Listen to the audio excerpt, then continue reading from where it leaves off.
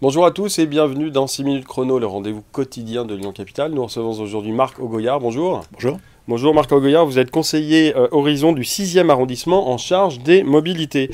Le 2 février, le Citral, qui est l'autorité qui a la charge des transports en commun, a voté pour la création de navettes fluviales sur la Saône qui relieront le quartier de l'Industrie à Vèze au quartier de la Confluence. Une délégation de service public a été votée pour sélectionner un opérateur privé. Les offres seront reçues cette année. On annonce le début de ces navettes fluviales donc sur la Saône début 2025. Est-ce que donc vous êtes du parti Horizon?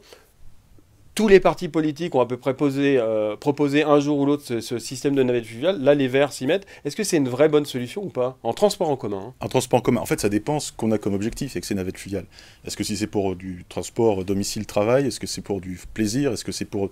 Ça, les choses ne sont pas encore assez claires. Surtout pour faire Vèze-Presqu'île, vous êtes déjà à la ligne D du métro, qui est quand même assez efficace et assez rapide. Donc il faudra qu'il trouve son public et qu'il trouve un peu son objet et sa place dans le réseau de transport en commun. Mais la bonne nouvelle, c'est qu'effectivement, comme vous l'avez dit, tout le monde l'a proposé, sauf les Verts, et finalement, ce sont les Verts qui le mettent en place.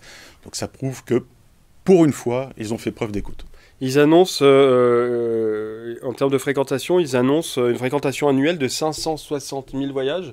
Alors, je crois que sur le réseau lyonnais, on doit être à peu près 800 000 voyages jour.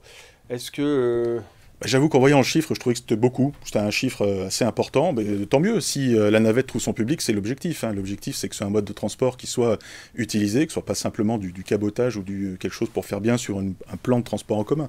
Il y a des villes dans lesquelles ça marche, donc voilà, espérons Oui, que parce ça que c'est fonctionne. vrai qu'il y a plusieurs villes. Alors, j'ai vu que Nantes avait son Navibus.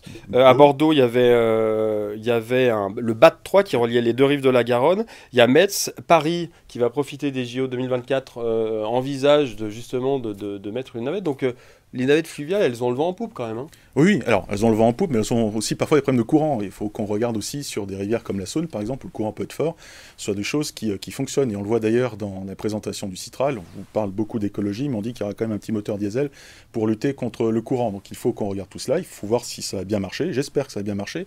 On parle de 26 millions d'euros d'investissement, c'est beaucoup d'argent, et donc j'espère que le Citral a fait ça en connaissance de cause, et en tout cas en ayant fait les études qui s'imposaient. Est-ce que, quelles sont, alors on en parlait un peu, mais quelles sont les contraintes à ces navettes fluviales?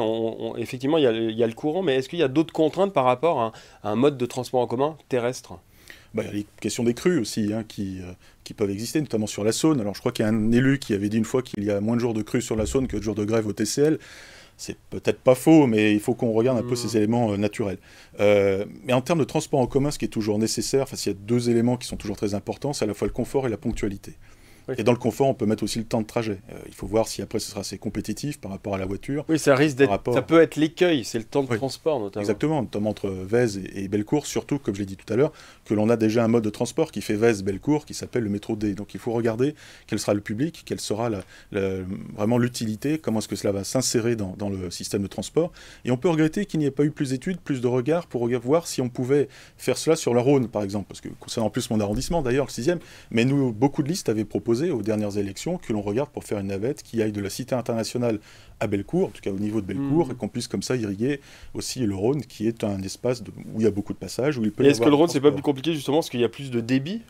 Oui, mais le Rhône me paraît plus net, enfin plus, comment dire, plus régulier en termes de crues, etc., et un peu mieux géré. Donc, ce sont des questions qui se regardent. Je suis pas un technicien en la matière, mais je crois que ce sont des choses qui sont sur lesquelles on peut regarder, on peut travailler. Et le Rhône pourrait être un bon axe. Je crois qu'il est envisagé dans un second temps d'ailleurs. Oui, par c'est le ça. Citral. Je crois qu'il y a une première expérimentation qui va se faire sur Confluence et en fonction des résultats, ils étendront ça. Et puis après, effectivement, peut-être que ça sera sur le Rhône.